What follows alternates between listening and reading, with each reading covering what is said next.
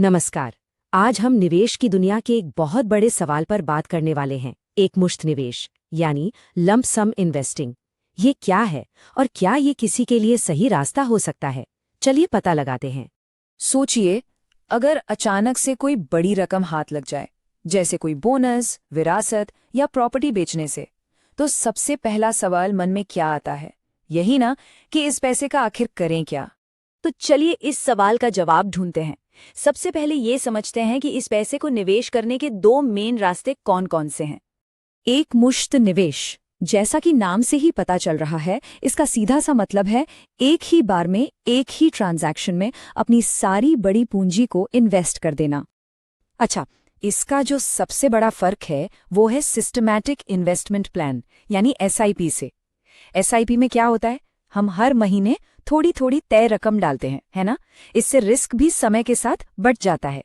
लेकिन एकमुश्त निवेश में सारा पैसा एक साथ एक ही झटके में बाजार में लगा दिया जाता है। तो फिर सवाल उठता है कि कोई अपना सारा पैसा एक साथ क्यों लगाएगा? आखिर इसका फायदा क्या है? चलिए इसके कुछ मजेदार फायदों पर नजर डालते हैं।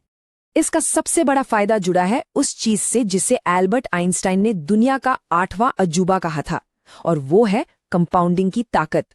मतलब आपका पूरा पैसा पहले दिन से ही आपके लिए कमाई करना शुरू कर देता है।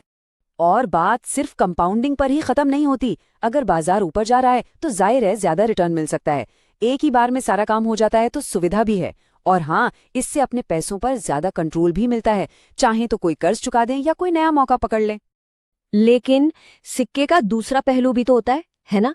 एक साथ इतनी बड़ी रकम लगाने में कुछ बड़े जोखिम भी हैं और इन्हें नजरअंदाज करना बिल्कुल भी ठीक नहीं होगा।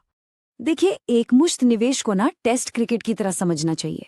ये कोई 2020 वाला गेम नहीं है कि फटाफट रन बना लिए। नहीं, ये एक लंबी सब्र वाली पारी खेलने जैसा है। जब बाजार में गिरावट आती है ना, तो घबराकर पवेलियन लौटने का बहुत मन करता है, लेकिन जो टिका रहता है वही आखिर में जीतता है। तो इसके जो मेन रिस्क है वो है, एक तो मार्केट टाइमिंग का, क्या पता पैसा तब लगा दिया जब बाजार बिल्कुल ऊंचाई पर था। दूसरा, एक ही जगह सारा पैसा डालने का जोखिम भी है। और हाँ, सबसे बड़ा, वो मनोवैज्ञानिक दबाव। एक बड़ी रकम को दांव पर लगते देखना हर किसी के बस की बात नहीं होती। तो अब सबसे बड़ा सवाल कि ये तरीका किसके लिए सही है, इसका फैसला कैसे किया जाए? चलिए कुछ ऐसे फैक्टर्स देखते हैं जो इस फैसले में मदद कर सकते हैं। देखिए, एक सही फैसला लेने के लिए 4 चीजों को समझना बहुत जरूरी है। पहला, फाइनेंशियल गोल्स क्या है, मतलब इस पैसे से करना क्या है।